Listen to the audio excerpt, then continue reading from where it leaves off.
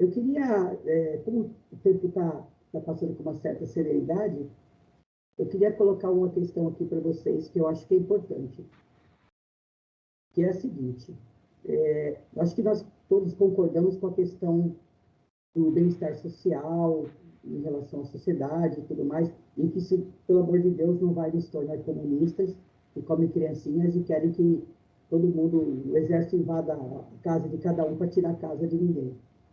Agora, como é que o movimento espírita deve se posicionar em relação a isso?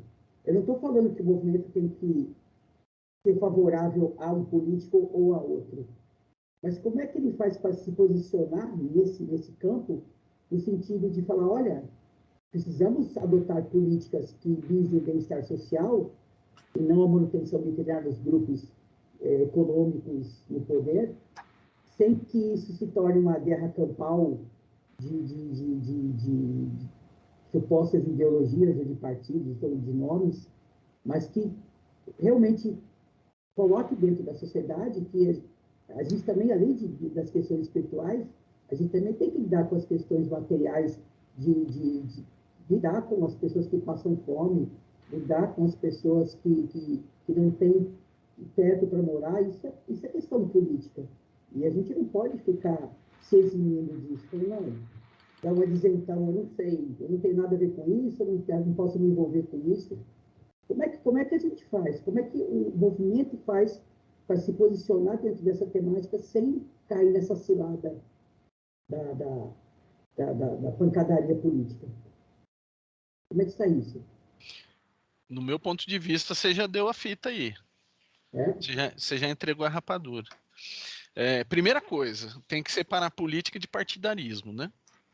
Não é partido, é política. Política a gente já definiu o que é zelar pelo bem-estar da nação, né? Então, isso é política. Então, a bandeira que se deve levantar, independente de ser espírito ou qualquer outra religião, se for entrar na discussão, e eu acho que deveria, pelo menos, é levantar as bandeiras corretas. Qual é a bandeira correta? Bem-estar social. Independente do governo que está lá, independente do governo do governante, bem-estar social. A gente tem que zelar para que todo mundo tenha as mesmas condições. A gente tem que zelar para que todo mundo tenha acesso à alimentação. A gente tem que brigar para que todo mundo tenha acesso à água limpa, porque nem todo mundo no Brasil tem acesso à água limpa. A Cláudia já falou, saneamento básico. Não existe saneamento básico em muitas áreas. Energia elétrica, não tem. Tem lugar que não tem energia elétrica ainda, gente. Não vou nem falar de internet, porque internet, dependendo do como a gente está falando, é luxo. Mas não é o básico. Mas a necessidade básica não é atendida. Então, se for levantar uma bandeira, tem que levantar uma bandeira de justiça, de procurar prover o melhor em nome da nação. Não de, o político A é melhor que o B. Não me interessa quem está lá. O que me interessa é o que vai fazer. O que me interessa é o que está deixando de fazer. E aí a gente tem que se posicionar, tem que cobrar. Né? Porque não pode deixar o boi e a boiada passar. Não é permitido o boi e a boiada passar. Alguém tem que tomar conta. Né? Alguém tem que ir lá e brigar. Fala, gente, isso daí não é o certo, não é o correto. Então, tem que levantar a bandeira certa. Não é partidária, é a bandeira política. E a política no seu sentido mais puro. É o bem-estar é o bem-estar e a evolução. Crescer como nação. Isso sim. Não partidarismo, que aí partidarismo não leva ninguém. A gente vai só nessa daí, né? Fala assim, então você é comunista. Não, então você é nazista. Ou é comunista ou é nazista. Chegamos a um ponto que ser antifascista é crime.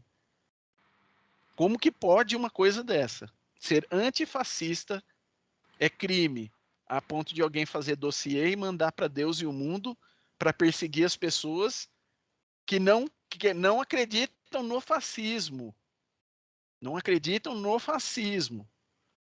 Então, vamos ver só para a gente ter noção de como os valores que existem hoje estão totalmente distorcidos. E distorcidos em nome de interesses de pessoas. Não é interesse da nação. Bom, eu penso que já passou da hora do espírita se posicionar, sabe? Esse negócio de ficar em cima do muro não é uma coisa legal. Mas é como o Alexandre falou, não é um se posicionar, eu sou esquerdista, eu sou direitista, eu sou centrista, sei lá o que você seja.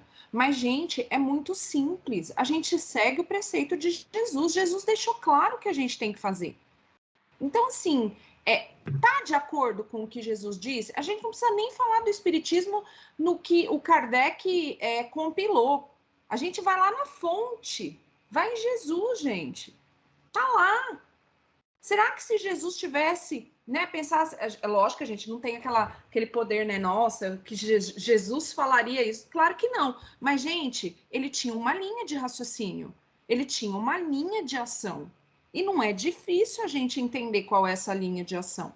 Mas mais das vezes é muito mais fácil você corromper aquilo simplesmente para aquilo te servir e sustentar a sua mediocridade, porque não tem outra palavra, o seu egoísmo, a sua ganância, e entre outras coisas, do que porque fazer o que Jesus diz dá trabalho.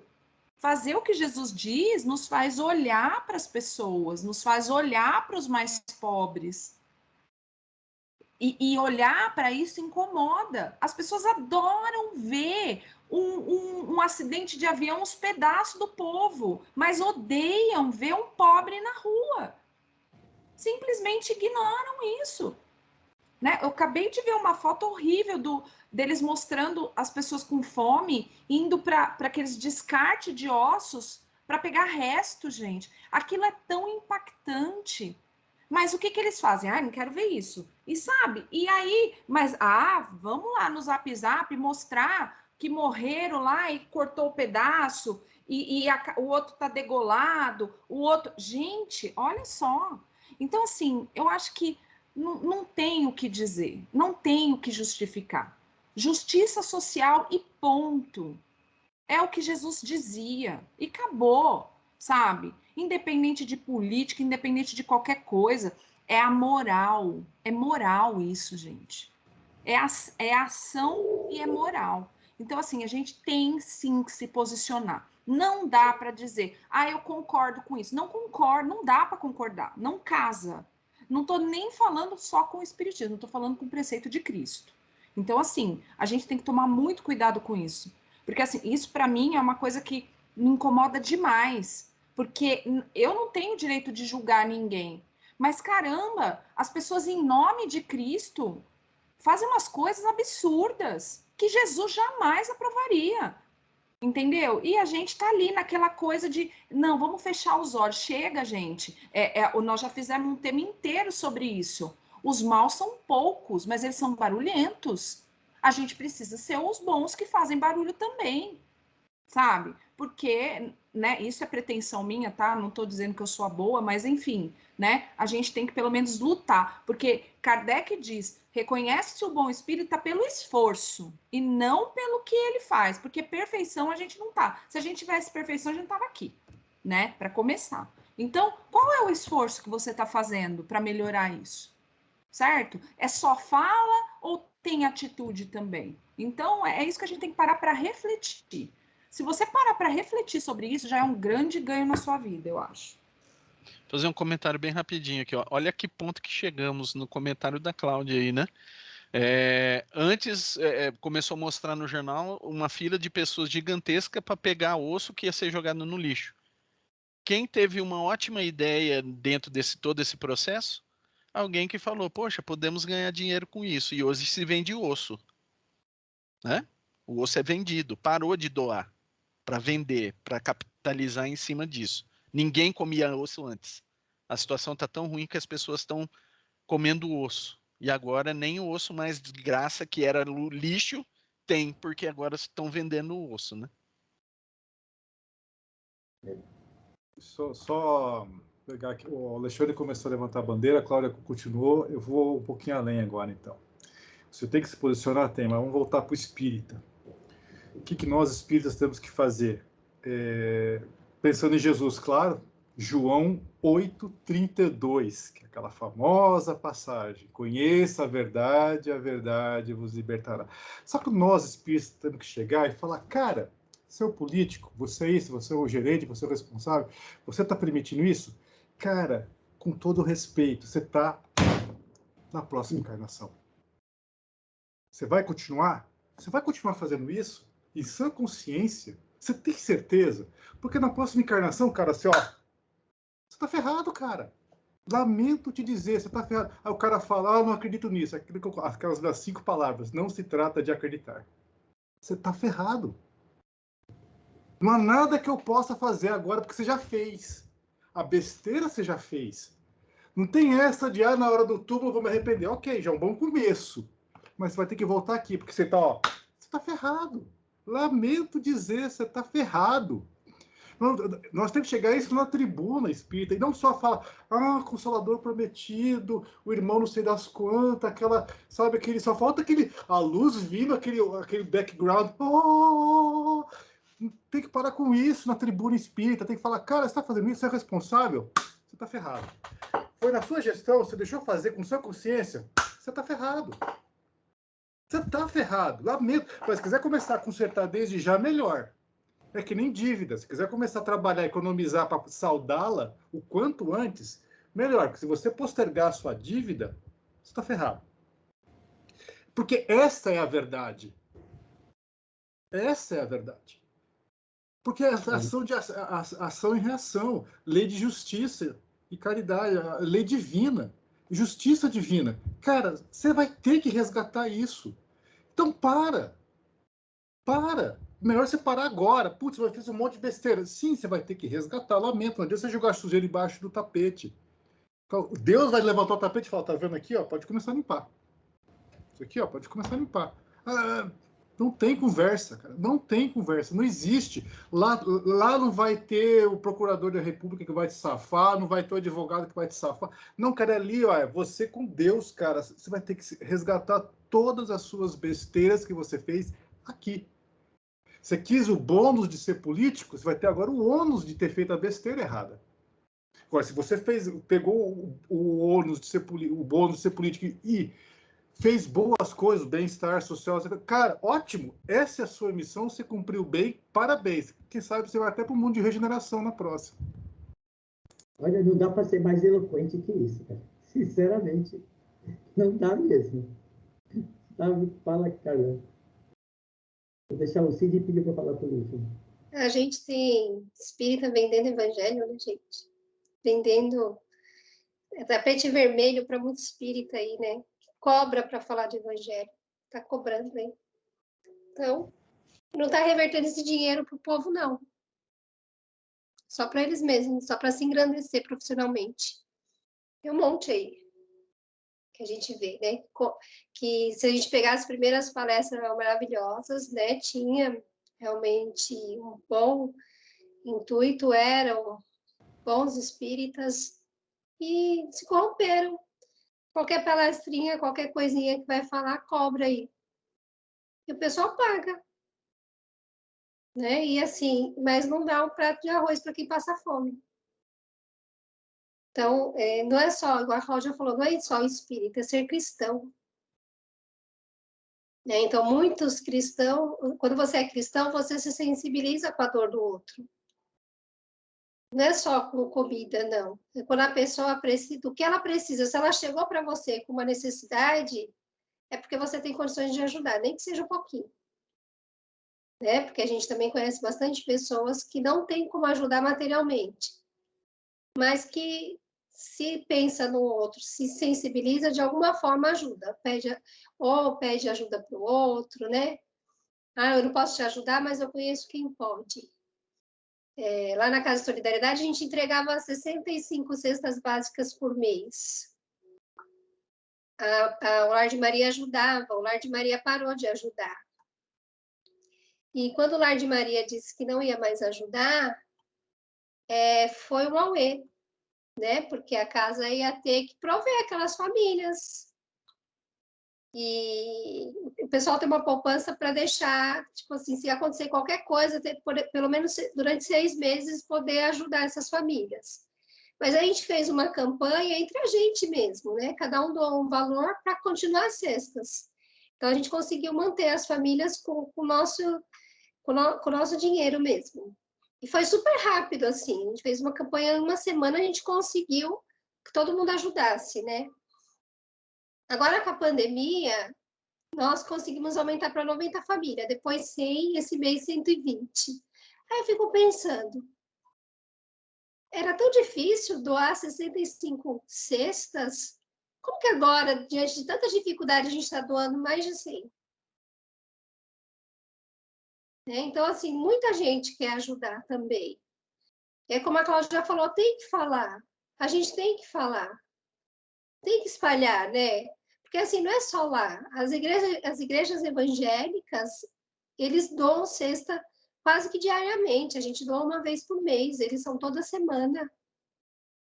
Então, tem muita gente passando fome, gente. Tá muito caro. Aí tem uma retardada, que é amiga minha, que escreveu lá no Facebook, sabe? Eu tenho vergonha de ser minha amiga. O pessoal tá falando do preço do arroz, vocês já viram isso. Mas os ingressos do Rock in Rio já estão esgotados. Olha só, eu não respondi. Falei, gente, se for responder, eu perdi a amizade. Aonde já se viu uma pessoa que se diz cristã escrever um troço desse? O preço do arroz não diminuiu por causa do Rock in Rio.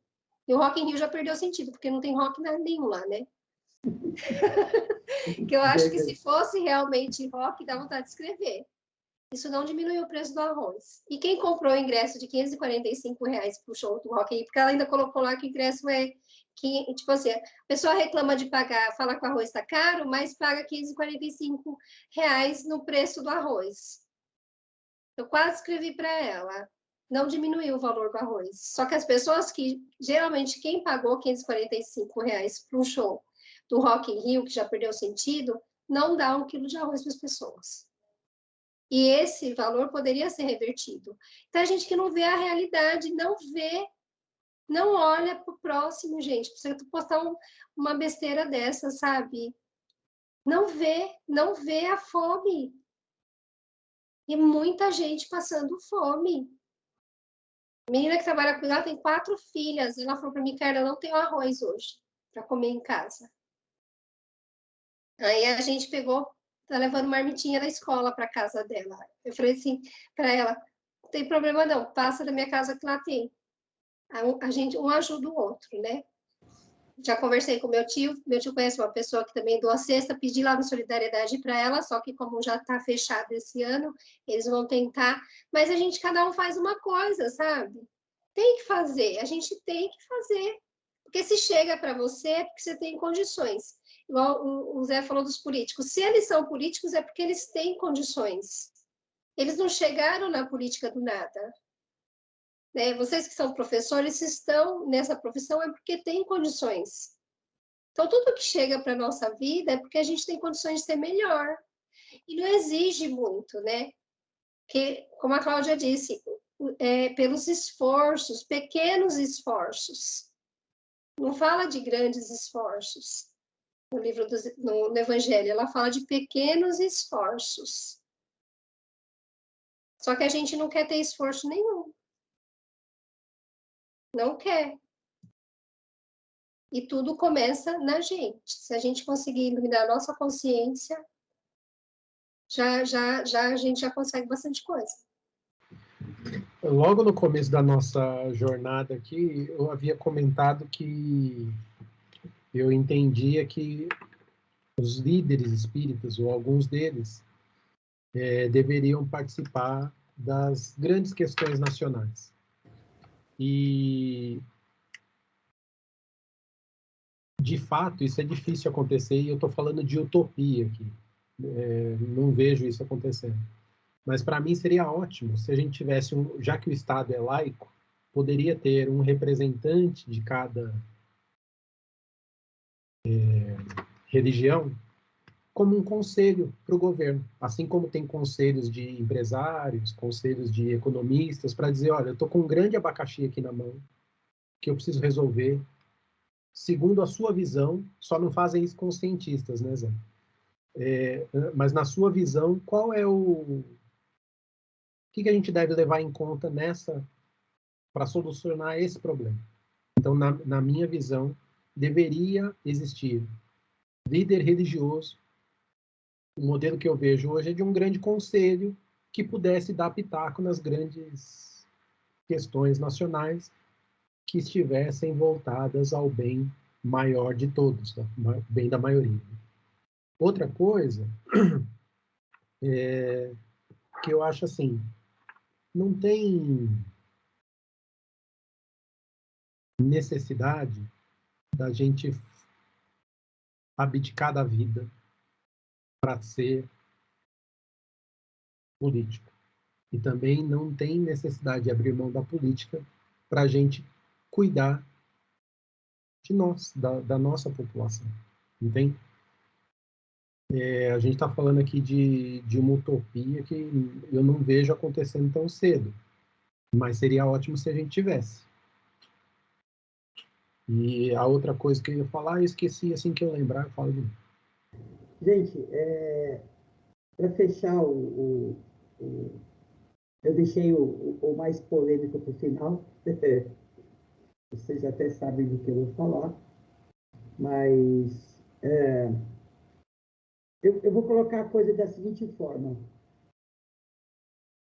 Tá, a gente deveria repensar uma atuação mais a favor da justiça social, que se fizesse observar, que se fizesse ver pelos meios de comunicação e pela sociedade. Eu acho que a gente concorda com isso.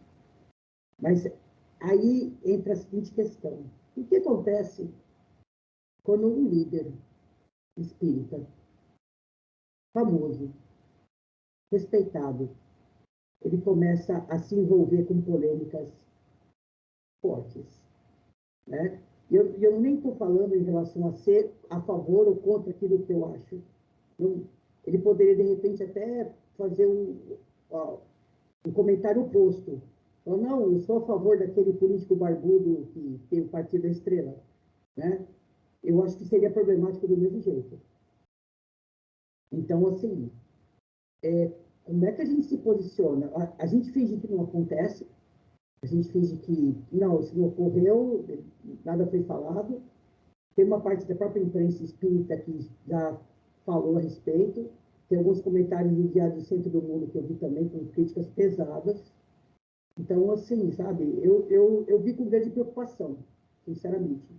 Porque, primeiro que eu achei que você fazer um elogio rasgado para alguém que faz apologia da tortura, eu não consegui enxergar isso como uma evolução. Por mais que seja presunçoso da minha parte falar isso de uma pessoa com o gabarito, com o nível que ele tem. Mas me causou muita desconforto, me causou muita, sabe? E eu vou te falar, cara, é difícil lidar com isso. Queria saber como é que vocês conseguem enxergar essa situação. A gente se posiciona, a gente não finge que não aconteceu. O que a gente faz agora? Como é que a gente faz? Deixa eu começar. Vou fazer uma parte aqui bem rapidinho por conta do tempo também, né?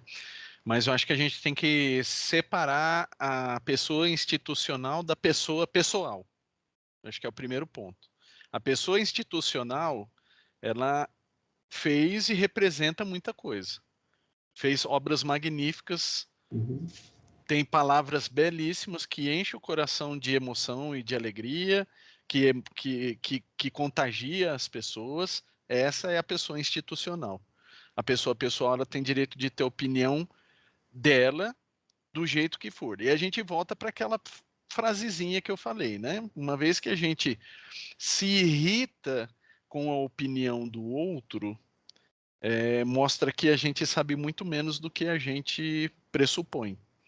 E o espaço do contraditório tem que existir, porque o crescimento é só através do embate, um embate saudável.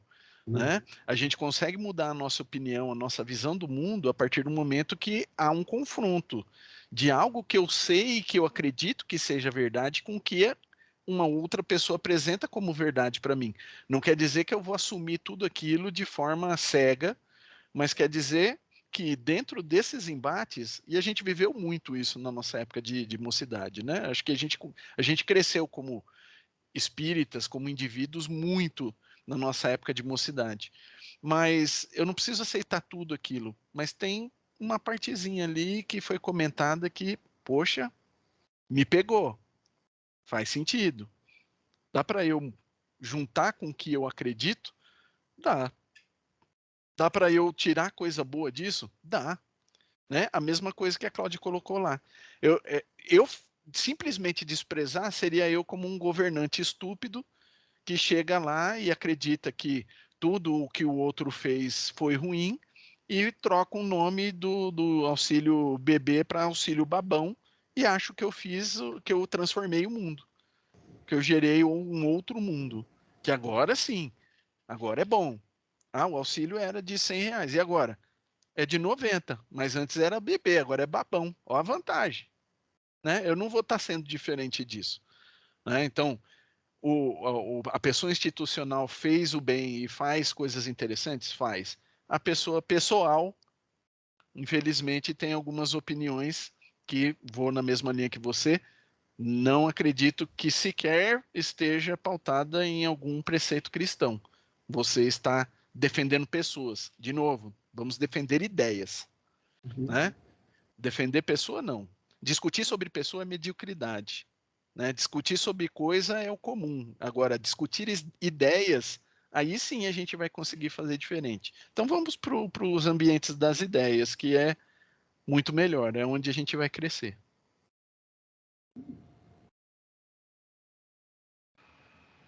Eu só queria complementar, já fazendo minha parte final também, que a gente tem que pensar que existem pessoas que são de gerações diferentes e que tem que é a mesma coisa da gente querer tirar o Monteiro Lobato do contexto que ele está inserido. Então a gente tem que pensar nisso, né? A gente tem, assim como a gente respeita a opinião de uma pessoa, por exemplo, que é mais velha dentro da nossa família e que, você olha e você fala, meu Deus, como que essa pessoa consegue pensar assim? Mas você ama aquela pessoa, você pensa assim, poxa, ele está equivocado, mas não vai adiantar agora eu ficar querendo mostrar para ele que aquilo é ou não é o certo. Porque o que a gente tem que verificar nesse momento é a intencionalidade.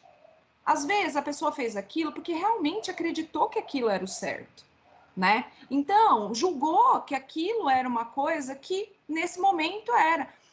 Embora, assim, a gente é muito rápido nesse gatilho do julgamento, quando a gente olha e fala, mas, nossa, mas não pode, não tem, porque muitas vezes a gente esquece. O Chico, por exemplo, ele fazia muito bem isso, né? Ele tinha esse jogo de cintura, ele nunca desprezou ninguém. Imagina que alguém ia tirar uma foto com o Chico e ele ia falar que não ia tirar, ou não ia abraçar, ou não ia receber. E aí, ele está sendo conivente ou ele está sendo.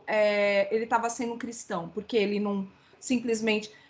Tudo isso é a questão da intencionalidade, né? É lógico que a gente sabe que ele não usava esse tipo de coisa para promoção pessoal, como algumas pessoas fazem, que eu entendi bem o que o Flávio está falando aqui. Mas a gente tem que parar e pensar, às vezes, nas pessoas com contexto. E tirando o Chico, que era um espírito elevadíssimo, né, também, muitas pessoas estão aqui, mas não estão no mesmo nível dele, né? Então, é realmente complicado. Quando o Sidney fala que a gente podia ter um representante, eu fico me perguntando se o fato da pessoa ser espírita vai fazer alguma diferença se ela tiver uma boa intencionalidade, né? Se ela tiver uma boa ação. Então, para mim, eu prefiro que seja um cara preparado com estudo, como o Zé disse, como premissa, um cara que seja comprometido com questões sociais, um cara que seja do que a religião que ele professa, né? Então, Mas eu entendo também que a pluralidade ajuda a gente a ter outras ideias. Então, assim, para mim, a gente tem que pensar muito na questão da intencionalidade das pessoas.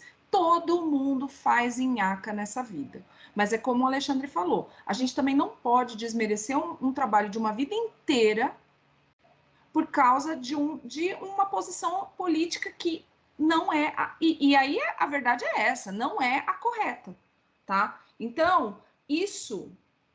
Talvez, com amorosidade, as pessoas que estão mais próximas poderiam conversar, né? Mas não é detonando a pessoa, cancelando a pessoa. Nossa, esse cara aqui não representa. Então, é esse o extremismo que a gente não pode ter.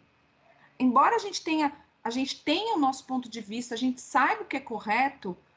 Meu, se eu estou discutindo com uma pessoa, discutindo no sentido ideológico, né, da palavra, da discussão, e eu percebo que a pessoa não está afim de mudar de ideia, eu não vou perder meu tempo, gente. Sabe, você tem que respeitar e acabou. E a gente tem que respeitar as pessoas também pela origem, pelo que ela passou, pelo que ela, né? Então, é muito difícil. A gente não pode julgar uma pessoa pelos conceitos que a gente tem hoje. Ela está contextualizada culturalmente, moralmente, e se a gente fizer isso, eu acho que é uma coisa muito errada. É como se você arrancasse a pessoa e olhasse só aquilo. E a gente não pode ser assim. A gente tem que olhar as coisas. Quantas vezes as pessoas tiram a nossa fala de contexto justamente porque não levam isso em consideração? Então, eu acho que a gente tem que parar e pensar e levar em conta que existe uma intencionalidade. Se a pessoa, na hora, escolheu o cara que você julga pior na política, tirou uma foto com ele e divulgou na rede social, cara, você vai falar, lamentar, falar, poxa, que pena isso. Mas segue com a vida, porque isso não pode também impedir. Agora, se a pessoa continua e aí continua fazendo coisas erradas, aí começa a fazer, aí tudo bem, são outros 500. Mas isso simplesmente não pode invalidar uma obra de uma vida inteira, na minha opinião, né?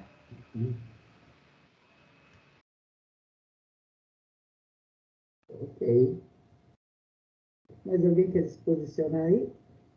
Eu acho que eu não vou falar disso porque eu não vi o contexto todo, porque às vezes as pessoas pegam só um pedacinho, né? A gente vê palestra, igual agora pode pegar e falar assim, a Carla falou que todo mundo que vai no Rock in Rio não dá um prato de comida.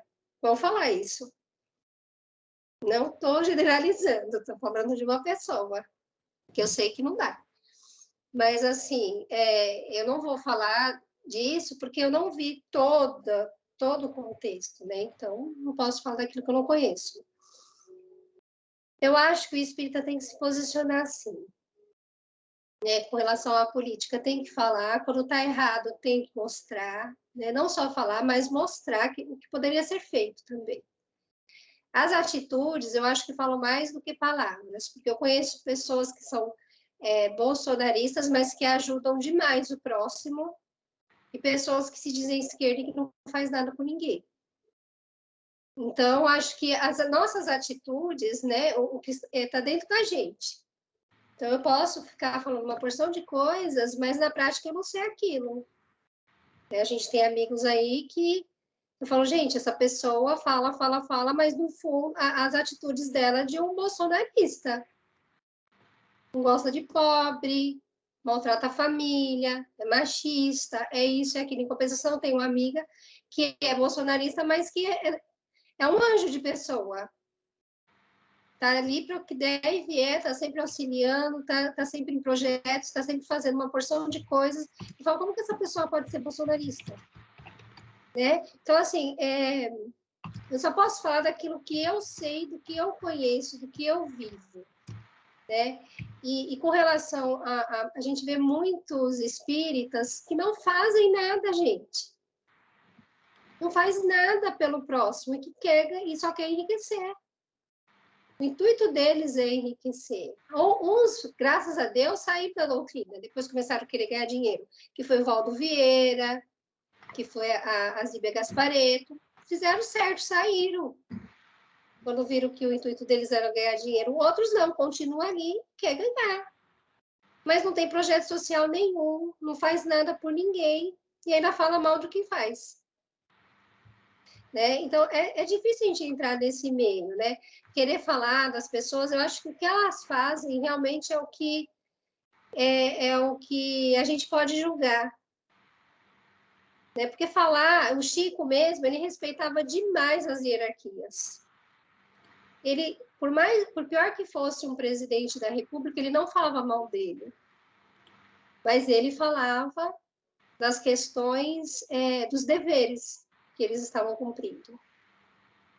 Né? E ele falava, ele direcionava, mas não falava mal, porque ele tinha muito respeito, tanto pelo país, né, como pelas hierarquias, né? Então, ele não tinha isso. Agora, o que está acontecendo, eu não sei, Flavinha, desculpa, eu não vi, eu vou pesquisar, vou ver, tá, para poder depois falar alguma coisa, né?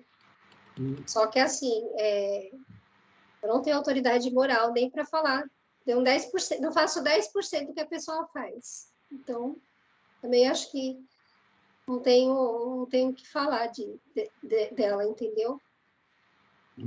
Ok. Bom, May I? eu acho que, né, estamos encerrando pela... Eu sou um apaixonado pelo tema, poderia até ficar mais, mas eu sei que... Ô, Flávio, eu acho que o Sidney quer falar alguma coisa. Desculpa, Sidney. Foi mal, cara. Manda bala, velho. Perdoe. Eu vou falar 3 coisas aqui. Eu vou começar pela minha opinião sobre a peça distribuída aí. Concordo que a gente não deva fazer julgamentos, concordo que a gente não deva desmerecer a obra, mas eu acho assim, pessoas que representam alguma coisa, elas têm uma ferramenta nas mãos, seja a caneta, seja a voz, seja o microfone, seja o tempo, seja o conhecimento. É uma ferramenta e, como tal, deve ser tratado. Acho que é humano, né? Não acho que deva condenar, afinal de contas, todos nós somos humanos, então o erro está aí para todo mundo. Né? Então, não acho que deva condenar. Segundo ponto, é o meu pensamento sobre religião. Religião, para mim, em linhas gerais, deveria tratar apenas das questões espirituais e divinas. No entanto, a gente vive num mundo tão atrasado que a gente é obrigado a usar a religião como ferramenta social. E fazendo isso, a gente está à mercê do ambiente que a gente vive. Então, essa redistribuição de renda, esse apoiar o mais fraco para se tornar forte, que está no Pentateuco, ela é uma função de quem é religioso, de qualquer religião. Então, ela é uma atividade. No meu modo de ver, não deveria ser, mas é. Então, e ela na minha opinião, a das mais importantes. Mais até do que sua evolução espiritual. E, por último, na minha concepção, qualquer pessoa que ocupe um cargo, ela é meu funcionário. Ela é funcionário da população, de nós todos brasileiros. Então, se há governo, sou contra. Beijo, boa noite. Desculpa, cara, foi mal. Eu sei que todo mundo já tinha falado o que queria falar. Vocês querem fazer um último comentário, uma última colocação? Você tem que ver que eu sou estagiário aqui, então eu tenho direito a fazer umas gafes, né? Valeu. Então, alguém tem mais alguma colocação, algum comentário? Fravito, foi muito bom, Flávio. A gente gosta muito de falar disso, você não tem noção, assim, a gente fala muito, a gente falaria, assim, forever, então fique sempre à vontade para trazer esses temas, e você não é estagiário coisa nenhuma, amigo, você está ali, ó, junto com a gente ali, ó, tamo junto, certo? E foi muito bom. Obrigada pela oportunidade de trazer de novo aí esse tema e por você trazer esse tema, porque isso é muito importante para nós, entendeu? Obrigado.